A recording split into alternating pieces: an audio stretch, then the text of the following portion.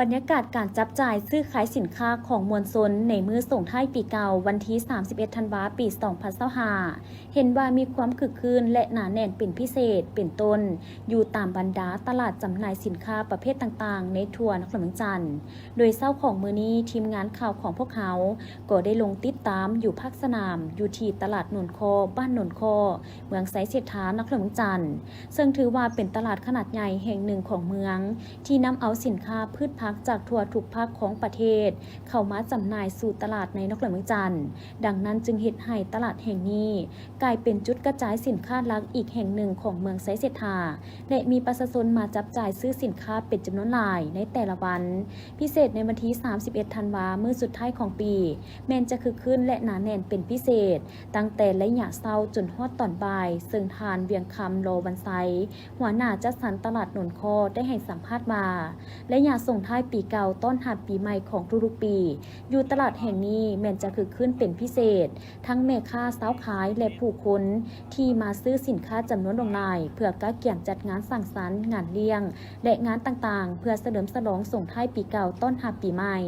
ดังนั้นทางตลาดจึงได้กะเกี่ยมแผนและจัดสรรความเป็นระเบียบในการอำนวยความสะดวกแก่ลูกค้ารวมไปถึงการควบคุมราคาและการใช้โอกาสอื่นๆเพื่อเอาเปรียบผู้บริโภคเจ้าสบายดีข้าพเจ้าสื่อเวียงคำรอวันไซวันนาจัดสรรตาลนนข้อเมื่อนี้ข้าพเจ้าภาคภูมิใจที่ได้เห็นพี่น้องชาวลาวบ่ว่าแต่ต่างแขวงเดินทางมาแต่เหนือถึงใต้โดยเฉพาะแม่นชาวนครหลวงเวียงจันทร์เดินทางมาซื้ออาหารการกินพวกเฮาก็เตรียมพร้อมเบิดทุกด้านบ่ว่าสินหมูสินงัวสินควายปูปลาหน้าน้ำพวกเฮาก็ได้ครอบคลุมอยู่ในมาตรฐานของแผนกการค้านครหลวงเวียงจันทร์สินงัวสินควายแม่นราคายังปกติสินหมูก็ยังค่าปกติอยู่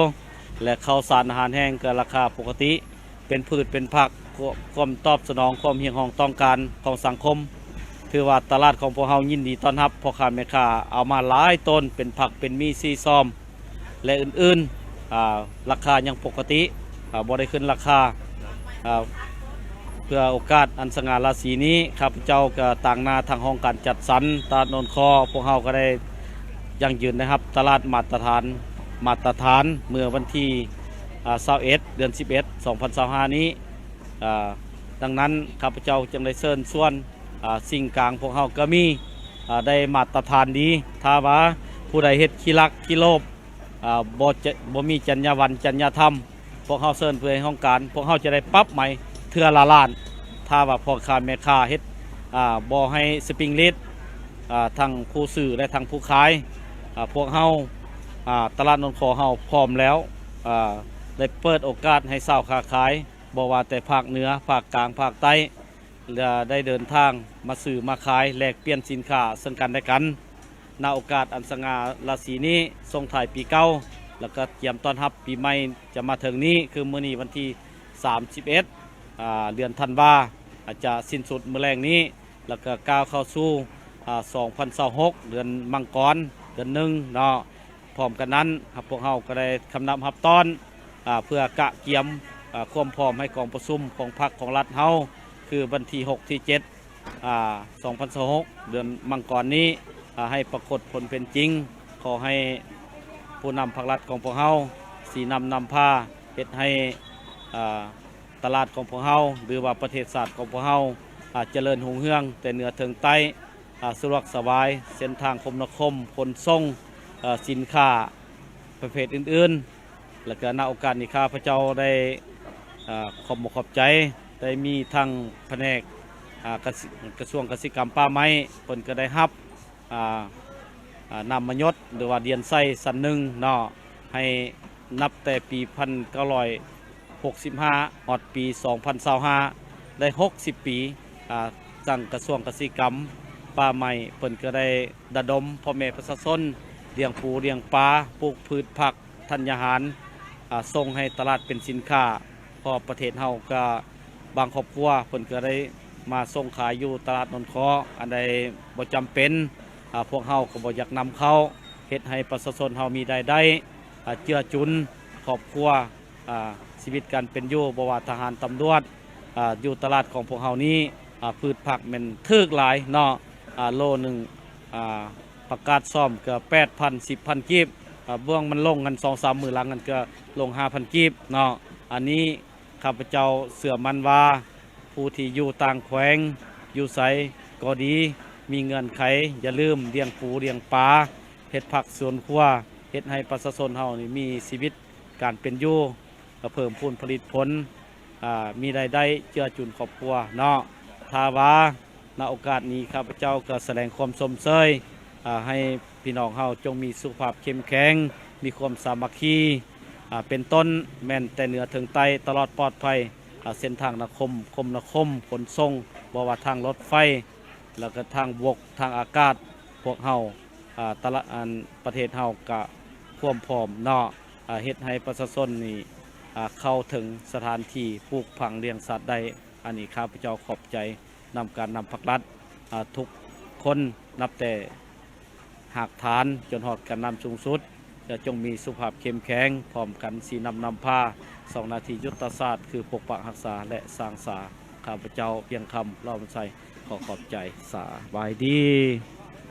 นอกจากนี้ท่านหัวหน้าจัดสรรตลาดยังได้ฝากถึงประชาชนชาวนครหลวงจันทร์ทุกท่านที่อยากจะได้สินค้าผลิตภัณฑ์และพืชผักต่างๆในระยะส่งท้ายปีเก่าจนถึงต้นปีใหม่2026ทางตลาดแม่นเปิดบริการทุกวันตั้งแต่เช้าจนถึงเวลา 19 โมงบ่มีมื้อปิดและการเขียนสินค้าไว้จำนวนหลวงหลายเพื่อให้เพียงพอกับความต้องการของสังคมในระยะเทศกาลนี้ในวันที่ 31 ธันวาคม 2025 นี้ทีมงานข่าวโทรภาพนครหลวงจันทร์ของพวกเขาได้ลงพื้นที่สำรวจบรรยากาศการซื้อขายกระตาหมากใบอยู่ที่หาดหมากใบสุดใจตั้งอยู่บ้านสีสังวรเมืองไซเศรษฐานครหลวงเวียงจันทร์ก็เป็นอีกขั้นหนึ่งที่มีประชาชนให้ความนิยมเข้ามาเลือกซื้อจากต่อเนื่องซึ่งท่านนางสุดใจไสสนาเจ้าของหาดหมากไม้สุดใจได้ให้สัมภาษณ์ว่าหาดหมากไม้สุดใจได้เปิดให้บริการมา25 ปีแล้วและในระยะส่งท้ายปีบรรยากาศการค้าขายถือว่าคึกคืนสมควรมีทั้งลูกค้าเก่าและลูกค้าใหม่เข้ามาอุดหนุนจากตัวเนื่องจากว่าทางห้านมีบริการให้ลูกค้าเลือกหมากไม้เองแล้วให้ทางห้านจัดห่อพิเศษตามความต้องการหรือจะเลือกซื้อกระตาที่ทางห้านจัดสำเร็จรูปไว้แล้วก็ได้โดยมีหลากหลายรูปแบบและราคาให้เลือกซึ่งเริ่มต้นราคาอยู่ประมาณ 300,000 หา 1,500,000 กีบตามขนาดและประเภทของหมากไม้สบายดีซื้อแม่สุดใจเด้อห้านตั้งอยู่ถนนสีสังวรแถวตลาดน้อยนาไซคึกคืนเจ้ามีคนมาใช้บริการหลายมาเลือกฮอและก็บางคนสะดวกจับไปอวยพรเลยมีบริการทั้งเมดเจ้าเลือกหมากไม้และสำเร็จรูปมีให้ลูกค้าเลือกได้ตามสะดวกและราคากระน่าฮักราคาเริ่มต้นกระเซ้า300,000ขึ้นไปจน1,500,000มีหลายขนาดเปิดมาได้25 ปีแล้วเจ้าลูกค้าประจำเลยเจ้าหมากไม้เฮานำเข้ามีคุณภาพเฮาคัดแต่คุณภาพดีๆมาให้ลูกค้าบริโภคสุดท้ายนี่ขอฝากเชิญชวนบรรดาลูกค้ามาอุดหนุนมาสนับสนุนและ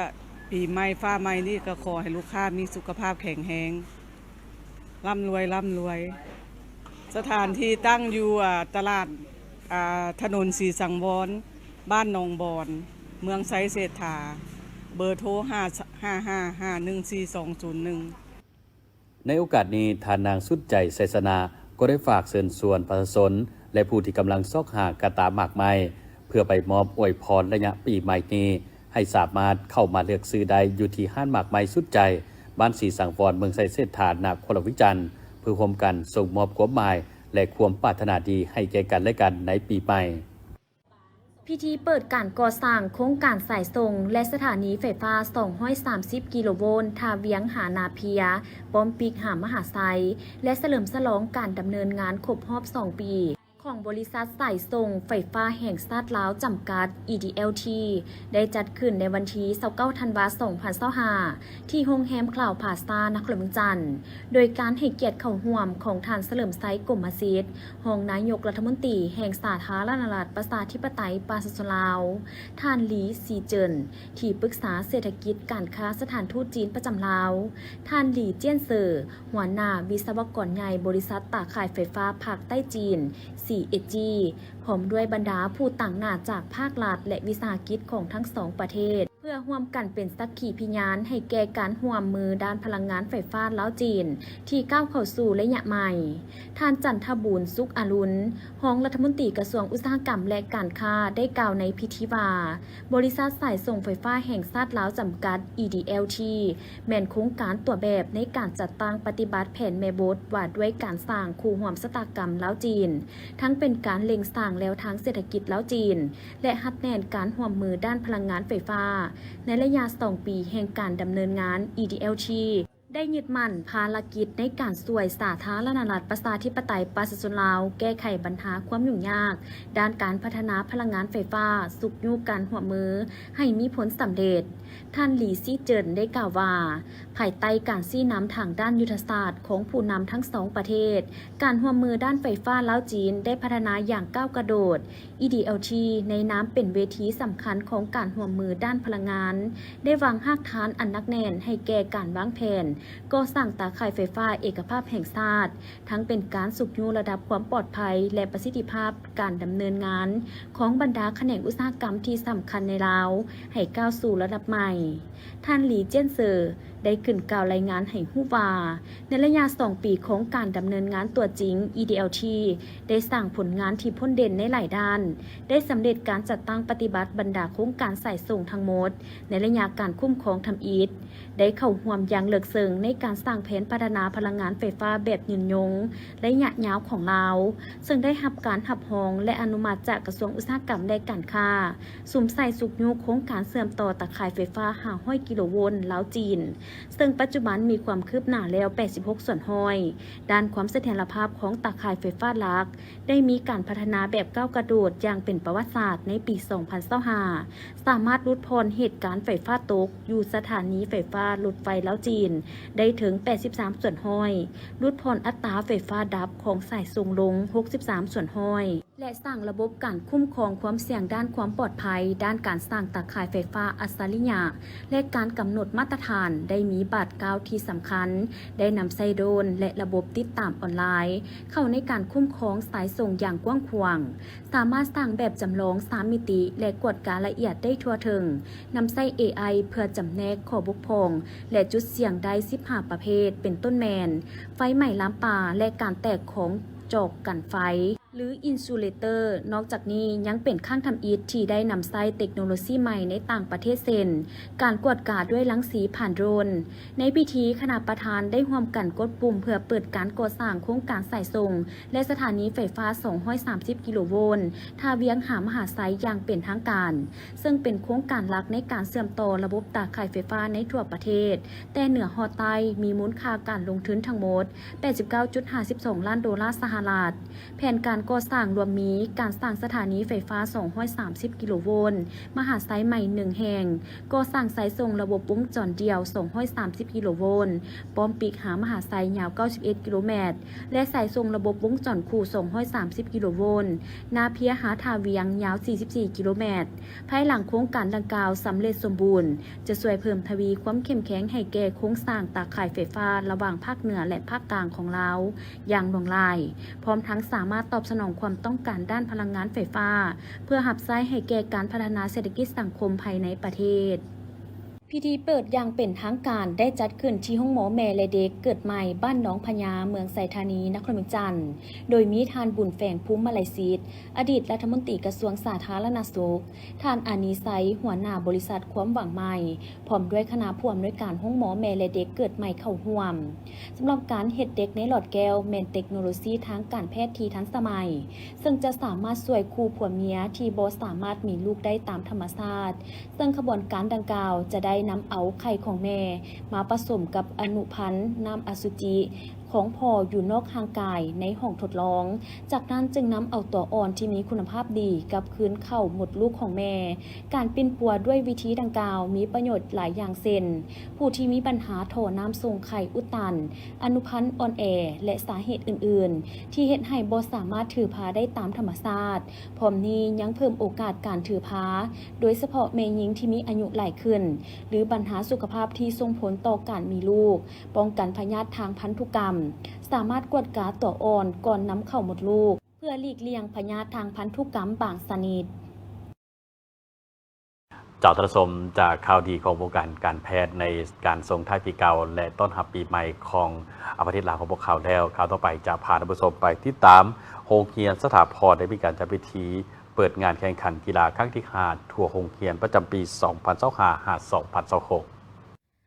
พิธีดังกล่าวได้จัดขึ้นที่สนามกีฬาหญ้าเทียมลานสร้างบ้านหนองไฮเมืองหาดไซฟองนครเมืองจันทน์โดยให้เกียรติเข้าร่วมของท่านบุญทันแสงมณี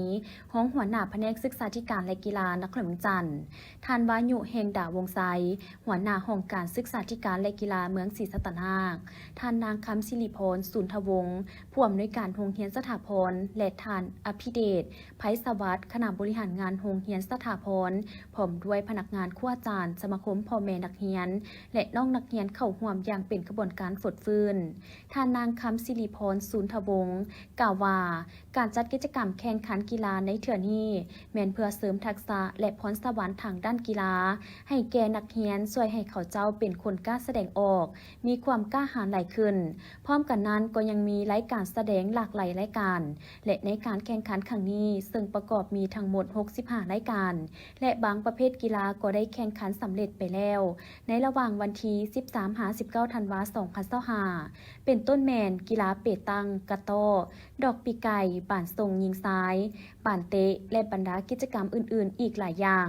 พิเศษพวกเขายังมีการแข่งขันเต้นเชียร์ลีดเดอร์สั้นมัธยมศึกษาและนี่ก็เป็นอีกกิจกรรมหนึ่งที่เกิดจากความมักหักของเด็กสมัยใหม่และเป็นการหัดแน่นความสามัคคีของนักเรียนระหว่างห้องต่อห้องและสั้นต่อสั้นที่แสดงออกถึงผลงานแนวคิดความคิดสร้างสรรค์ของบรรดาน้องนักเรียนโดยทุกๆกิจกรรมของเขาเจ้าโรงเรียนพวกเขาก็ได้ส่งเสริมเต็มที่และในมือนี้พวกเขาก็ได้รับชมผลงานของน้องๆไปพร้อมกันฉะนั้นข้าพเจ้าในนามผู้อำนวยการโรงเรียนหวังเป็นอย่างยิ่งว่ากิจกรรมกีฬาในครั้งนี้จะช่วยเสริมสร้างทักษะในการเรียนรู้ของนักเรียนทุกๆการแข่งขันย่อมมีการตัดสินบ่ว่าจะได้หรือเสียก็ขอให้แต่ละชั้นเรียนหัดแน่นความสามัคคีปองดองเป็นจิตหนึ่งใจเดียวกันฮู้ช่วยเหลือเบิ่งแยงแบ่งปันกันหลายขึ้นกว่าเก่าและฮู้อยู่ร่วมกันอย่างเป็นมิตรโอกาสเดียวกันท่านบุญทันแสงมณีก็ได้มีคำเห็นว่างานแข่งขันกีฬาประจำปีในเทื่อนี้นอกจากปฏิบัติตาม3ลักษณะและหารหลักมูลการศึกษาแห่งชาติแล้วยังเพื่อเป็นการสร้างกระบวนการคำนับหับตอนและเฉลิมฉลองวันสำคัญต่างๆของพรรคของชาติเว้ารวมว่าเฉพาะแม่นวันสถาปนาสาธารณรัฐประชาธิปไตยปัจจุบันลาวครบรอบ50 ปีและวันคล้ายวันเกิดประธานไก่สอนพรหมวิหารผู้นำที่แสนเคารพรักของปวงชนลาวทั้งชาติครบรอบ105 ปีเคียงคู่กันนี้ก็เพื่อเป็นการส่งเสริมการเล่นกีฬาออกกำลังกายให้มีสุขภาพแข็งแรงสร้างความเบิกบานมวลซืนให้แก่ลูกหลานนักเรียนให้มีสมองที่ปลอดโปร่งตั้งใจศึกษาหำเรียนและยังมีการสร้างโอกาสให้ผู้ที่มีพรสวรรค์ด้านกีฬาแต่ละประเภทได้แสดงออกความสามารถของตนพร้อมทั้งเป็นการคัดเลือกเอานักกีฬาศิลปะที่มีความสามารถและพรสวรรค์ดีเด่นเพื่อเข้าร่วมแข่งขันในขันต่างๆทั้งภายในประเทศภาคพื้นและสากลในต่อหน้าแต่ที่สำคัญที่สุดก็เพื่อเฮ็ดให้ลูกหลานนักเรียนห่างไกลจากสิ่งเสพติดดังคำเว้าที่ว่ากีฬาเป็นยาวิเศษนี่ในวันที่ 30 ธันวาคม 2025นี้เจ้าหน้าที่กวดกาการค้าแขนงการค้าภายในแผนกอุตสาหกรรมและการค้าแขวงจำปาสักนำโดยท่านสมภาวันศิลาเพชรห้องหัวหน้าแขนงการค้าภายในพร้อมโดยพนักงานวิชาการที่เกี่ยวข้องได้ลงเคลื่อนไหวที่ตามกวดการและแนะนำผู้ประกอบการและชาวค้าขายอยู่ในตลาดใหม่ปากเซศูนย์การค้าตั้งเจริญและห้างมินิมาร์ทในนครปากเซบ่ให้ช่วยใช้โอกาสกักตุนสินค้าเพื่อปั่นป่วนขึ้นราคาพร้อมกันนี้ได้แนะนำให้ผู้ประกอบการธุรกิจชาวค้านำเอาสินค้าของตนออกมาจำหน่ายในราคาปกติตามที่ได้ปฏิบัติระยะที่ผ่านมาห ห้ามกักตุนสินค้าหรือสวยใช้โอกาสขึ้นราคาตามลำพังใจสินค้าที่นำมาวางจำหน่ายต้องรับประกันความปลอดภัยต่อผู้บริโภคต้องติดสลากสินค้าเป็นภาษาลาวติดป้ายราคาสินค้าและค่าบริการเป็นเงินกีบและการติดป้ายราคานั้นต้องแสดงให้ลูกค้าเห็นได้ง่ายและจัดแจงชัดเจนเพื่อความสะดวกให้แก่ผู้สนใจบ่ให้นำเอาสินค้าเสียคุณหรือหมดอายุและบ่ได้ติดสลากเป็นภาษาลาวมาวางจำหน่ายส่วนการจำหน่ายกระตาของขวัญกระตาอวยพรให้ผู้ประกอบการเขียนที่อยู่พร้อมเบอร์โทรศัพท์ของห้านติดใส่เพื่อความสะดวกในการพัวพันและประสานงานของเจ้าหน้าที่สำหรับหัวหน่วยผู้ประกอบการที่ขายกระตาของขวัญต้องติดสลากอย่างจัดแจงนับแต่จำนวนสินค้าชนิดสินค้าวันเดือนปีหมดอายุห้านที่ขายกระตาของขวัญพร้อมเบอร์โทรติดต่อนอกจากนั้นสินค้าที่มาประกอบต้องเป็นสินค้าตรงปกด้านนอกกงกันกับด้านในกรณีหากเจ้าหน้าที่พบเห็นการละเมิดจะได้นำใส่มาตรการตามกฎหมายและระเบียบการค้าต่างๆอย่างเข้มงวดส่วนผู้สนใจในการเลือกซื้อสินค้าประเภทกระตาของขวัญควรเลือกซื้อจากห้างที่น่าเชื่อถือใดมีบิลซื้อขายหรือหลักฐานการโอนเงินกรณีที่ได้รับผลกระทบหรือสินค้าบ่ได้คุณภาพหรืออื่นๆสามารถแจ้งข้อมูลโดยตรงต่อเจ้าหน้าที่กวดการค้าแผนกอุตสาหกรรมและการค้าแขวงได้ที่หมายเลขโทรศัพท์020 9651 983โตและ 020 5873 54โตการเคลื่อนไหวในครั้งนี้แม้นปฏิบัติตามแจ้งการของแผนกอุตสาหกรรมและการค้าแขวงจำปาสักเลขที่2367ทับพอคจสเรื่องห้ามกักตุนสินค้าและช่วยใช้โอกาสขึ้นราคาสินค้าตามลำพังใจในระยะเตนี้ฮอดระยะปีใหม่สากลคศ2026และบุญปีใหม่ของชาวจีนและชาวเวียดนามจุดประสงค์ก็เพื่อเฮ็ดให้ราคาสินค้าในท้องตลาดมีเสถียรภาพทางด้านราคาเฮ็ดให้สังคมมีความสงบทั้งเป็นการปกป้องสิทธิและผลประโยชน์อันชอบธรรมของผู้สนใจและบริการหลีกเว้นการช่วยใช้โอกาสขึ้นราคาสินค้าและค่าบริการตามลำพังใจจราจรกองบัญชาการป้องกันความสงบแขวงอัตตปือได้ให้สัมภาษณ์เมื่อวันที่30ธันวาคม2025ว่าสาเหตุต้นตอที่พาให้เกิดอุบัติเหตุตามท้องถนนภายในแขวงอัตตปือย้อนผู้ขับขี่ยังถือเบาในการปฏิบัติกฎระเบียบการสัญจรเป็นต้นดื่มสิ่งมึนเมาแล้วขับขี่สูงถึง147รายห้องม้าแม่นขับขี่ไว้เกินกำหนดมี114รายบ่ปล่อยสิทธิ์ทางน้อยบ่ให้เกียรติทางใหญ่มี106ลายหลวงป้าย88ลายเปลี่ยนทิศทาง53ลายและอื่นๆจุดที่มักเกิดอุบัติเหตุหลายกว่าหมู่แม่นเขตชุมชนเทศบาลเมืองแขวงบรรดา3แยก4แยกในขณะเดียวกันตลอดระยะ1ปีผ่านมาทางแผนกจราจรป้องกันความสงบแขวงและเมืองก็ได้เคลื่อนไหวเวียกงานวีซ่าเฉพาะโดยได้ลงเคลื่อนไหวโฆษณาตามเทศบาลแขวงและเมืองนำไส้รถสลามโฆษณาตามเส้นทางขอบเขตทาง3แยก4แยกเขตแออัดชุมชนตลาดนอกนั้นยังได้สมทบกับแผนกศึกษาธิการและกีฬาแขวงลงเคลื่อนไหวโฆษณาตามโรงเรียนในขอบเขตทั่วแขวงพร้อมทางได้ตั้งจุดกวดกาบังคับใช้กฎหมายตามเส้นทางหลวงแห่งชาติกวดทาสเหล้าจับความไว้และศึกษาอบรมผู้ขับขี่ที่ล่วงละเมิดระเบียบการสัญจรเพื่อเฮ็ดให้สภาพการเกิดอุบัติเหตุลดลงร้อยเอกอธิศักดิ์สิมราชได้ให้สัมภาษณ์อีกว่าในปี2026นี้เพื่อเฮ็ดให้สภาพอุบัติเหตุลดผ่อนลงทางแผนกจราจรป้องกันความสงบแขวงจะได้ลงสืบต่อเคลื่อนไหวเวียกงานวีซ่าเฉพาะโดยจะได้เคลื่อนไหวสืบต่อโฆษณากฎระเบียบการสัญจรตามท้องถนนหลวงสำนักงานองค์การบ้านและโรงเรียนกวดกาบังคับใช้กฎหมายจับความไว้กวดท่าเตาและศึกษาอบรมผู้ขับขี่ที่ละเมิดกฎระเบียบการสัญจรประสานสมทบกับแผนกการที่เกี่ยวข้องเกี่ยวกับบรรดาป้ายเตือนป้ายห้ามป้ายบอกสิทธิ์และดอกไฟอย่างทางที่มีการเปเพและบ่ทันเพียงพอตามเส้นทางจุด3แยก4แยกที่มีความเสี่ยงที่พาให้เกิดอุบัติเหตุห้อยเอกอธิศักดิ์สิมราชยังได้ถือโอกาสนี้เรียกร้องถึงนักขับขี่ผู้ใช้รถใช้ถนนให้เอาใจใส่ปฏิบัติกฎระเบียบการสัญจรอย่างเข้มงวดโดยเฉพาะถ้าดื่มสิ่งมึนเมาแล้วห้ามขับขี่ยานพาหนะทุกประเภทเวลาขับขี่ต้องให้เกียรติซึ่งกันและกันมันกวดเช็คสภาพเทคนิครถให้อยู่ในสภาพพร้อมใช้งานทั้งนี้ก็เพื่อหลีกเลี่ยงการสูญเสียทางด้านชีวิตและทรัพย์สินจากการเกิดอุบัติเหตุตามท้องถนนหลวงวิงจันทร์ได้จัดพิธีสรุปผลงานนักกีฬามากเซิกของนครหลวงวิงจันทร์พร้อมทางมอบเงินชมเชยให้กับครูฝึกนักกีฬาที่ได้เหรียญคำและเหรียญทอง ในงานมหกรรมกีฬาแห่งชาติครั้งที่ 12 ที่นครหลวงจันทร์เป็นเจ้าภาพโดยการเข้าร่วมของทานธนงไสขุดไพฑูรย์หัวหน้าห้องการคณะกรรมการส่งเสริมและคุ้มครองการลงทุนนครหลวงวิจันทร์ทั้งเป็นประธานสหพันธ์กีฬามากศึกนครหลวงวิจันทร์มีของหัวหน้าห้องการครูฝึกและนักกีฬาเข้าร่วม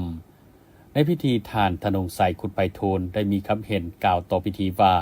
สหพันธ์กีฬามากศึกนครหลวงวิจันทร์ประกอบด้วยประธานและคณะ10ทานซึ่งการก้าเกี่ยมนักกีฬาเข้าร่วมในงานมหกรรมกีฬาแห่งชาติครั้งที่ 12 ทางคณะสหพันธ์ได้ออกหนังสือเสนอและแจ้งการเชิญผู้ที่มีความสามารถด้านกีฬามากศึกสมัครเข้าร่วมการแข่งขันจากนั้นได้จัดการแข่งขันชิงรางวัลประธานสหพันธ์เพื่อคัดเลือกเอานักกีฬาดีเด่นเป็นตัวแทนของนครหลวงจันทร์เพื่อเข้าร่วมแข่งขันในนั้นสามารถคัดเลือกได้นักกีฬาทั้งหมด12ทานหญิง6ทานเข้าร่วมชิงเหรียญ7รายการผ่านการเข้าร่วมการแข่งขันนักกีฬาสามารถหยาดได้4เหรียญคำและ1เหรียญทองซึ่งเหตุใดเกินคาดหมายที่ทางสหพันธ์ตั้งเป้าหมายไว้เพียงแต่2เหรียญคำแต่นั้นยังได้เหรียญคำประเภทเดี่ยวหญิง15นาทีเหรียญคำเดี่ยวหญิง3นาทีเหรียญคำเดี่ยวสาย3นาทีและเหรียญคำทีมหญิง5นาทีส่วนเหรียญทองแมนทีมผสมสาย2หญิง2ในพิธีประธานสหพันธ์กีฬามากศึกนครหลวงจันทร์ยังได้มอบเงินสมเสยให้กับครูฝึกและนักกีฬาประกอบมีมอบเงินสมเสยเบื้องต้นให้กับครูฝึกและนักกีฬามากศึกนครหลวงวิจันทร์จำนวน14ทานเป็นเงิน1ล้านกีบต่อคนส่วนนักกีฬาที่ได้รับเหรียญคำไม่ได้รับเงิน4ล้านกีบต่อ1เหรียญส่วนเหรียญทองได้รับเงิน2ล้านกีบและครูฝึกได้รับเงินสมเสย4ล้านกีบต่อคน